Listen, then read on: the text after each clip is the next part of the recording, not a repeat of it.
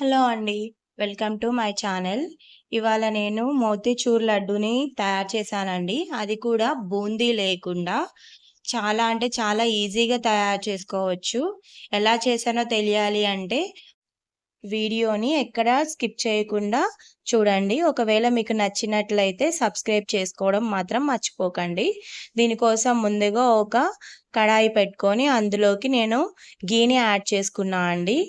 ఒక 2-3 స్పూన్స్ ఘీ అనేది అవసరం అవుతుంది దీనికోసం. ఇదంతా కూడా కంప్లీట్‌గా కరిగిన తర్వాత కాస్త హీట్ అవ్వనిచ్చి దాంట్లోకి డ్రై ఫ్రూట్స్ మీరు ఏవైతే యాడ్ చేసుకోవాలనుకుంటున్నారో ఆ డ్రై ఫ్రూట్స్‌ని యాడ్ చేసుకొని బాగా ఫ్రై చేసుకోవాలి. ఇక్కడ నేను ఓన్లీ కిస్మిస్ అండ్ బాదం పప్పుని మాత్రమే తీసుకున్నా అండి. మీరు ఇంకా వేరే ఏమైనా కావాలంటే యాడ్ చేసుకోవచ్చు. అవన్నీ కూడా బాగా ఫ్రై అయిన తర్వాత వేరే గిన్నెలోకి ట్రాన్స్‌ఫర్ చేసుకోవాలి. తర్వాత నేనిక్కడ గోధుమ రవ్వని తీసుకుంటున్నా అండి. ఈ గోధుమ రవ్వ అనేది కాస్త లావుగా ఉండే గోధుమ రవ్వని తీసుకోండి. ఎందుకంటే మనం మోతీచూర్ లడ్డూని దీనితోటే తయారు చేస్తున్నాం. ఇక్కడ మనం శనగపిండిని యూజ్ చేసి బూందీ పట్టి మళ్ళీ దాన్నంతా కూడా లడ్డూలా చుట్టుకునే పని లేకుండా నేనిక్కడ డైరెక్ట్‌గా గోధుమ రవ్వని యూజ్ చేస్తున్నాను. దాన్ని మనం ఇంతకుముందు మిగిలిపోయిన ఘీలో బాగా ఫ్రై చేసుకొని పక్కకు తీసుకోవాలి. అందులోకి ఒక గ్లాసు గోధుమ రవ్వకి 3 గ్లాసెస్ వాటర్‌ని తీసుకొని బాయిల్ చేసుకోవాలి. ఇలా వాటర్ అనేది బాయిల్ అయినప్పుడు మనం ఇంతకుముందు పక్కకు తీసుకున్న గోధుమ రవ్వని యాడ్ చేసుకొని బాగా బాయిల్ అవ్వనివ్వాలి. ఇది కంప్లీట్‌గా ఉడికిన తర్వాత దీనిలోకి ఒక 1 గ్లాస్ షుగర్‌ని యాడ్ చేసుకోవాలి. షుగర్ మెల్ట్ అయిపోయి మొత్తం అంతా దగ్గరకొచ్చే వరకు ఇట్లా బాయిల్ చేసుకోవాలి.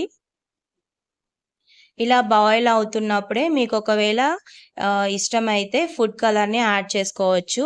ఇక్కడ నేను ఆరెంజ్ ఫుడ్ కలర్‌ని యాడ్ చేసుకుంటున్నాను. ఒకవేళ మీకు ఇష్టం లేకపోతే దాన్ని స్కిప్ చేయొచ్చు. లేదంటే పసుపైన యూజ్ చేసుకోవచ్చు యెల్లో కలర్ కోసం. అలానే కాస్త యాలుకల పొడిని కూడా యాడ్ చేసుకుంటున్నాను. ఇదంతా కూడా బాగా మిక్స్ చేసుకోవాలి. మిక్స్ చేసుకొని షుగర్ అంతా మెల్ట్ అయ్యి ఇలాగా లిక్విడ్ లాగా ఫామ్ అయింది కదా! అదంతా కూడా దగ్గర పడే వరకు ఉడకనివ్వాలి.